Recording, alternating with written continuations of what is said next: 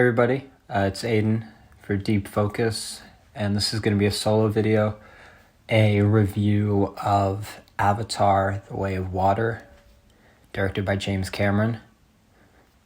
So I really like the first Avatar, obviously, so I was excited to watch this, see what new direction he would take with it, and I really have to say I was extremely impressed. I think he may have even outdone himself with this one. I think in some ways I enjoyed it even more.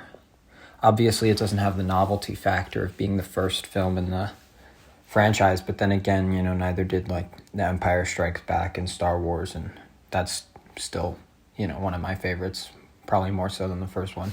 So I don't know that sequels can never be better than the original. For me, I feel like the ocean environment gave him so many opportunities, and probably even more than the foresty place in the first one.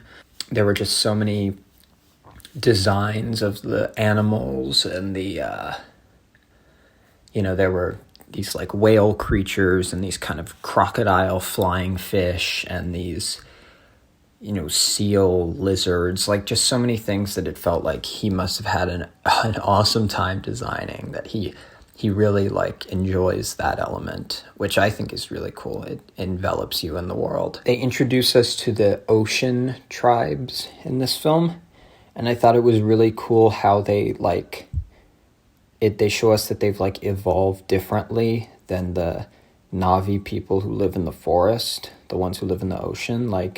They have paddle tails and webbed fingers and stuff.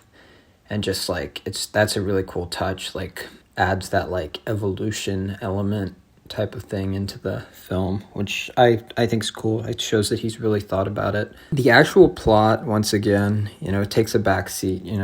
These films aren't so much about plot, I don't think. The plot exists, but it's more about the imagery, the world, and kind of the broad emotion of what's going on. The humans colonizing the Na'vi world, Pandora.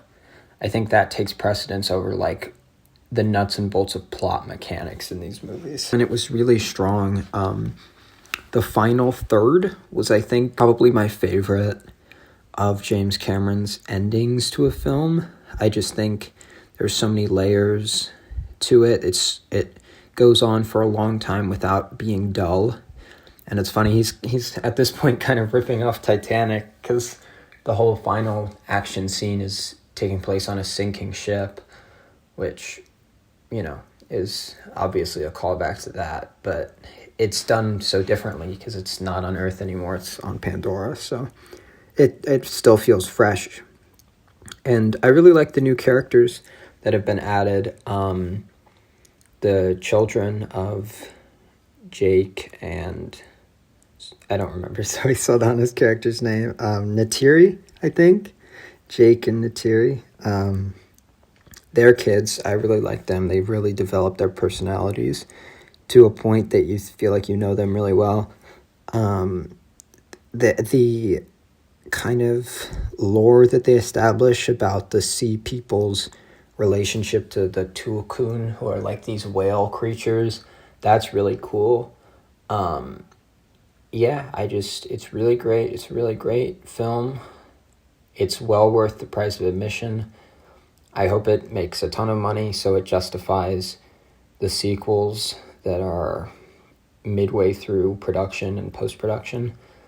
So I very much hope it's able to keep the franchise alive. Just to comment on one thing I don't like, because I saw it in 3D.